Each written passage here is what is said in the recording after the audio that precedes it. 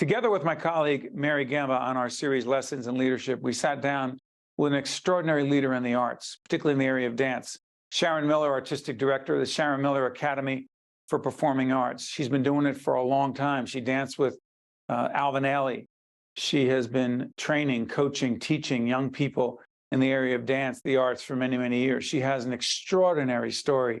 We wanted to share it with the largest possible audience, talking to a terrific artistic dance icon, Sharron Miller.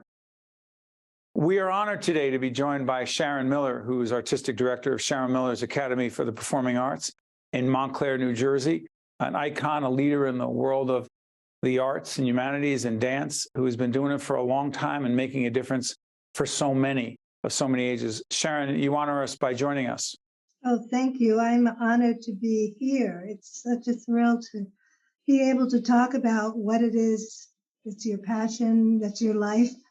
And I guess dance and related theater arts has become and is my life. I mentioned before we got on the air that our daughter started her dance career at the Academy. And I remember peeking through. Sharon's at the studio, you get these little windows you got to peek through because they want us staying out of the room. You were that dad. I thought you're not supposed to look through those windows. I don't know. I didn't want Sharon's team to catch me. I was trying to take video. They're like, get out of the way. Get out of there now. So you're laughing, Sharron, but it's true.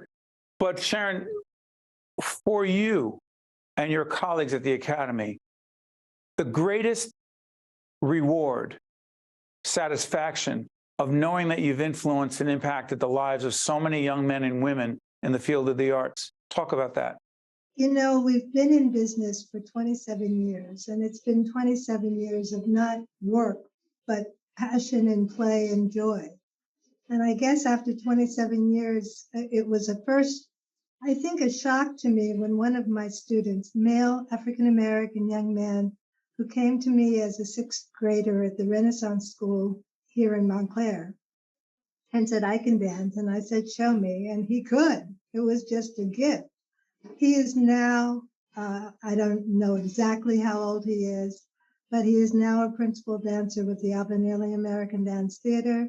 He is an associate professor of dance at NYU, and his name is Shalvar Montero. And he's say his name again. Say his name again. Shalvar Montero.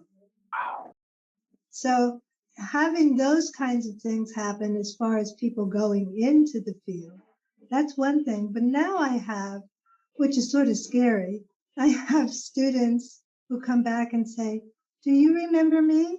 As they're holding a little 4-year-old's hand. And they're saying, this is my daughter. And they say wow. to their daughter, Mommy had Miss Sharron as a teacher. And I kind of now know I'm old, but I'm, as my mother used to say, I'm not cold. So no, you're not cold. It's you're experienced. You're not old. Mary, I want you to follow up here in just a second. But one more thing, Sharron, when did you know that dance would be such a huge part of your life? You know, it's ironic. I've heard the expression turn lemons into lemonade. I had fallen arches as a child, and my mother took me to a doctor who said, you can either break her arches and reset them, and I was about 3 years old at the time, or you can wait until she's about 6 or 7 and give her ballet lessons, which will strengthen her feet and her legs. So obviously my mother opted for the latter, but I got to dance class for the first time when I was 6 years old. I did my first plie to this beautiful music, and I was just smitten. And unbelievably, the teacher went to my mother and said, she has talent. She needs to be in a more advanced school. So I went to Garden State Ballet as their first African-American dance student. And the rest is history. I discovered modern dance at 12, and I said, I want to do that. You take the point shoes off and you're barefoot and you fly through the air. And I said, I want to be in Alvin Ailey American Dance Theater. And I got it. So I think 7 was when I first knew. 12 was when I knew for sure what field of dance I wanted. And the rest of my life has been devoted to sharing that with the young people. And now my oldest student, well, she says she's 98, but I'm not sure. I think she's older. Okay. God bless her. Youngest and oldest, Sharron. Youngest student, oldest student. 2 is the youngest. We have Dance With Me, which is a class that we have with it's a mommy and me class. And the seniors dance program is Wednesdays at 10 o'clock. And Gilda Schwartz has been coming since we first started.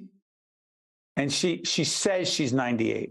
She says, well, the last time I asked her, because I did want to ask her, she said, basically a woman never tells. I love it. By the way, we're putting up the website for the Sharron Miller Academy, Sharron Miller's Academy for the Performing Arts. We'll talk in just a second about the challenges of running a not-for-profit and the economics of it, which, trust me, we understand as well. But Mary, jump in. Yeah, well, that's exactly the direction I was going to go into, Sharron, because we talked about this offline when we spoke before this interview today, and talk about some of the challenges and really what a nonprofit, especially 3 years now. I can't believe we're 3 years, into the pandemic. What do you need most as a nonprofit based on the challenges that you're facing? Basically, we need support, financial and otherwise. I think what happened during the pandemic is, again, turning your lemons into lemonade. We learned the word pivot, and pivot became a word that I honestly didn't like, but you figure out a way to survive.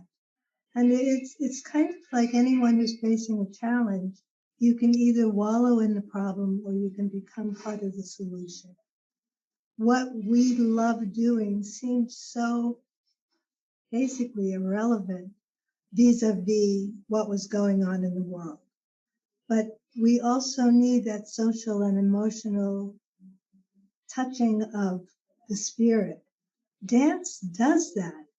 And the thing that we learned how to do was wear a mask and put on the computer with Zoom and still keep on keeping on. Once the pandemic, well, I don't know that it's ever going to be over. Now it's something called an epidemic or something. It's not a pandemic anymore. But people are coming back and they're so happy to just be relating to each other, relating to music, relating to movement. It's heartwarming. But what happened prior to it, we actually had to close. I mean, that I saw my life going before my eyes, but we closed for about 4 months. Thank God the government came up with what they call PPP loans, and we were able to qualify for 2 of them. And because we are a not-for-profit and because we provide arts education to people with limited funds, if not no funds whatsoever, we were able to turn our PPPs into grants. So we didn't have to pay that money back. We have support from such wonderful foundations like the Terrell Fund, the Dodge Foundation, Stone Foundation, Victoria Foundation, New Jersey State Council on the Arts, and they came through. New Jersey, I've got to say, supports the arts. And we somehow came through relatively unscathed, except for rent. Now, rent is, oh boy. Yeah, no one's going to forgive your rent anytime soon, are they, Sharron? No. And we had a difficult time because we have an enormous rent debt. Not that we owe now, we don't owe now, but at the time, if you have no money really coming in and you don't know when the next amount is going to come in, the one thing that you sit on, which we were basically allowed to do, was paying the enormous rent. We have 9,000 square feet. Our rent, believe it or not, is $15,000 a month. And you can't make that when you're not teaching. No. It's hard to make that even when you are teaching. So we had a struggle in that our landlord really wanted his rent. And ultimately, we took the money that we were hoping to hold to guarantee that we could still teach, we could still do our residencies in the school systems and pay our salaries to our instructors. But we paid our landlord. And again, it's like the universe provides somehow when you're doing good work, I think. I've come to terms with that.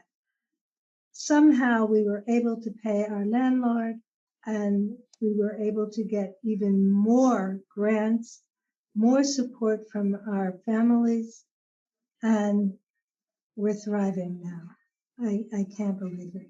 Sharron, a lot of that is based on your leadership, and that's why we wanted to do this as a Lessons in Leadership segment, but also air it on our public television side because it has multiple purposes, this conversation.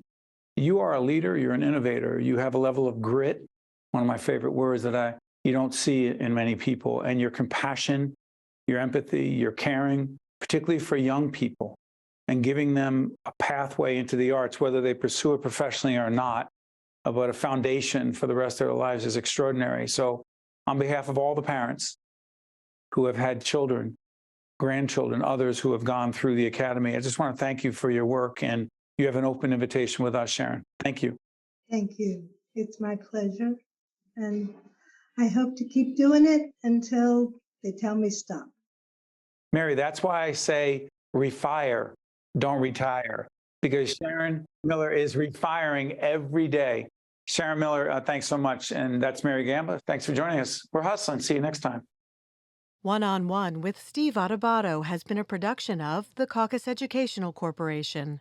Funding has been provided by the Turrell Fund, supporting Reimagine Childcare, the Russell Berry Foundation, RWJ Barnabas Health, Let's Be Healthy Together, PSC, Valley Bank, New Jersey Sharing Network, Seton Hall University, PSEG Foundation, and by NJM Insurance Group. Promotional support provided by the New Jersey Business and Industry Association and by New Jersey Globe. At the Turrell Fund, we know childcare creates transformative early learning experiences for young children and helps families succeed.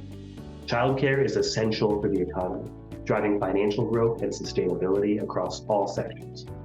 The Turrell Fund envisions a New Jersey in which every infant and toddler has access to high-quality, affordable childcare in order to grow, develop, and thrive. Our children are our future. For more information, visit turrellfund.org.